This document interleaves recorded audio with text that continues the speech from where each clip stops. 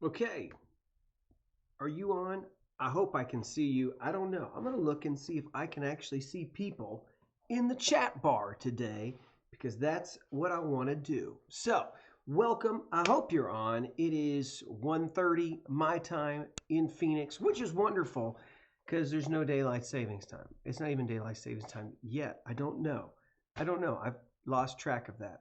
Anyways, hey guys, it is another day, another time. I hope that you are ready to start this month off right with a 30-30 challenge with us. And once again, we are asking that families would take 30 minutes a week for 30 days straight and just give it a try. And so it's essentially you're taking 30 minutes a week for a month. And just try it out.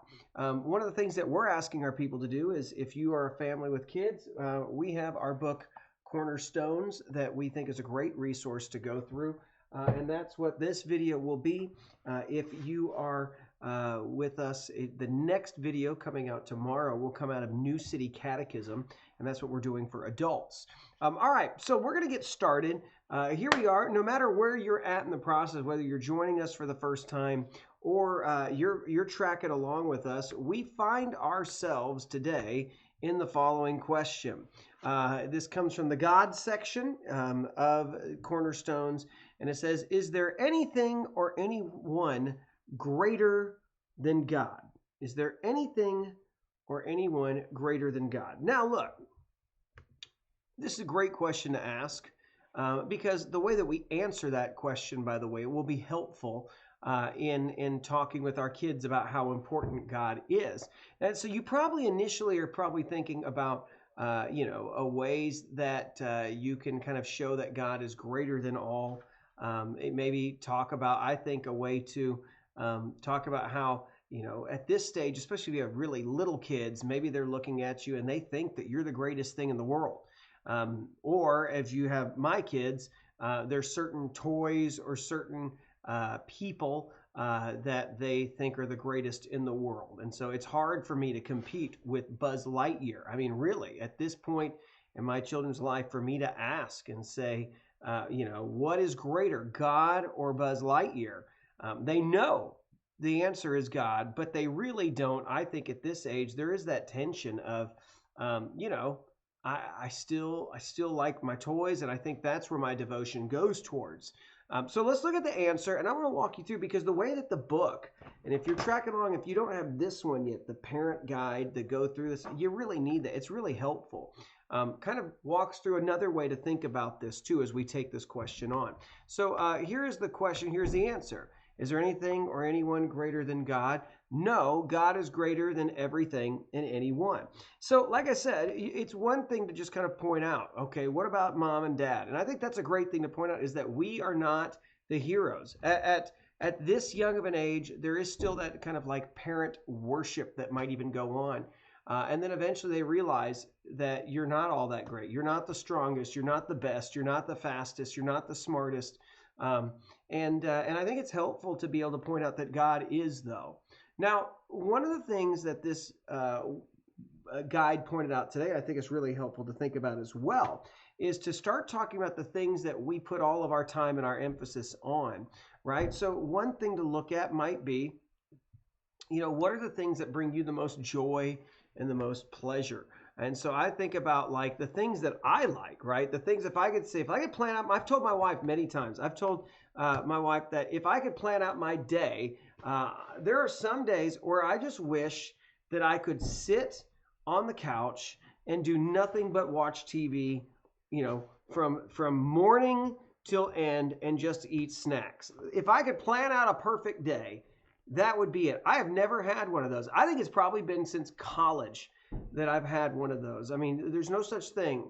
When you're a parent, there's no such thing as sleeping in, and there are no moments where you can, nor do I think it's helpful for you to just sit on your rear and then let the world spin by. I mean, you should get off your rear and help with your family. Show some initiative. But there may come a day.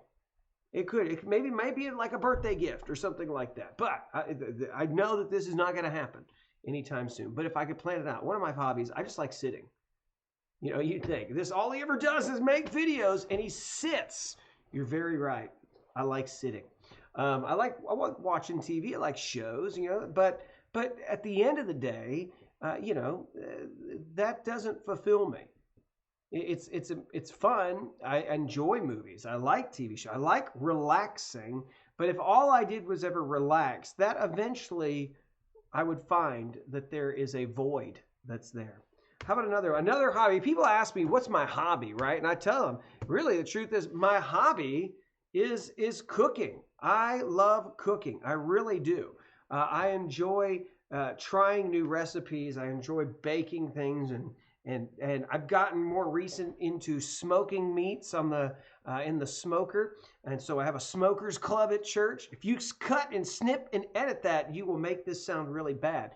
But I have a few of us that I kind of bounce off ideas on how to smoke things in the smoker. I love that, but at the end of the day, same thing with the relaxing piece. That I like eating and all of that, but there's still a void there. It's not the greatest thing. It brings a lot of pleasure, but at the end of the day, if you just focus on those things, if all I did was relax and eat all of that, it doesn't. It's not the greatest. It's not. There are limits to how much pleasure can be brought. I love my church. I love what I do. I love getting to come every day to be here, getting to preach and getting to teach and getting to be around my church people. That is such a fulfilling piece. I love the job. I love the fellowship. But still, my church, right? My church, the church people, that is not what is the most important piece. Another one of those is my family. I absolutely love my family. I love every moment I can get with them. I love getting off work and going them. I like spending time with them, sitting with them when I get a chance at church, talking about all these things. All of those things are very important. They bring a lot of pleasure. But at the end of the day, they're not the ultimate. And that's one of the things I love about this little cornerstone series, is give you some ideas to think through. What are those things that bring you pleasure? And here's what it says, though. Okay, I'm going to read this out. It says, one of our problems is we often allow other enjoyments, even good ones, to anesthetize us to where that we would wrongly think that we can find contentment in them.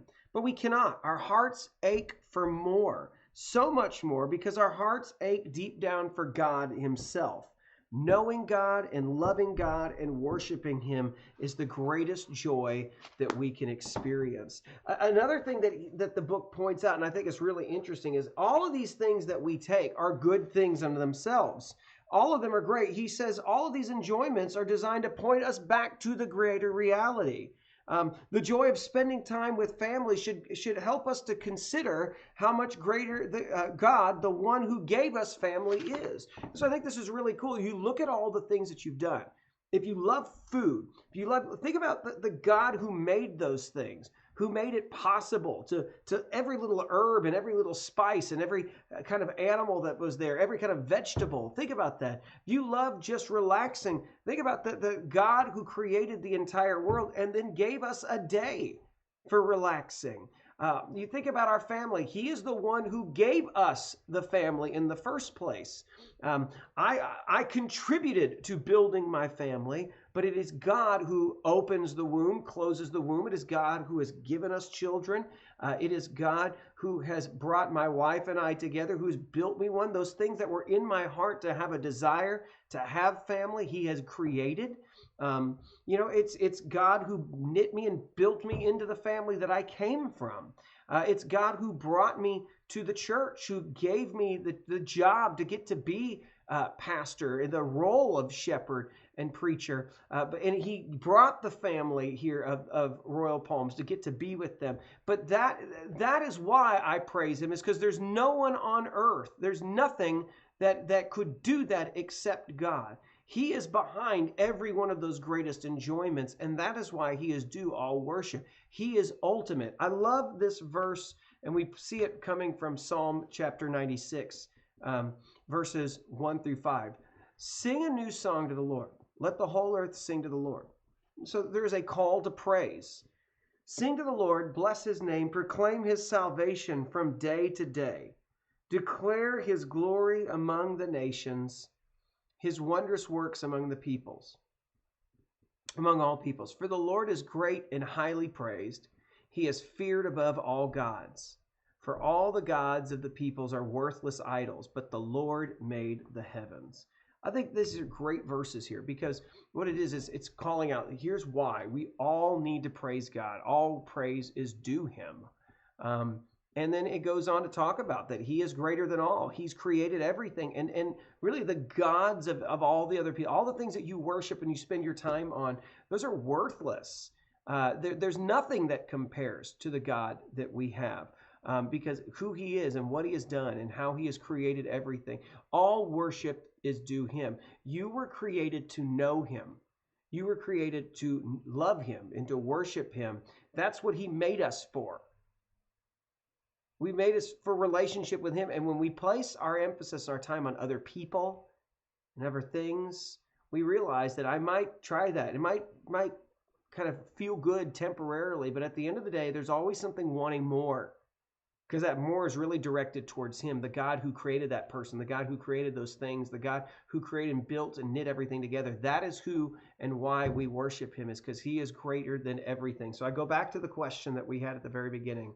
The question of, is there anything greater than God? Here's our answer once again to finish up. No, God is greater than everything and everyone. There is nothing. No matter where we're at right now, I think that's a healthy thing to try to get our kids to see that it was God who is behind all those good things that we see.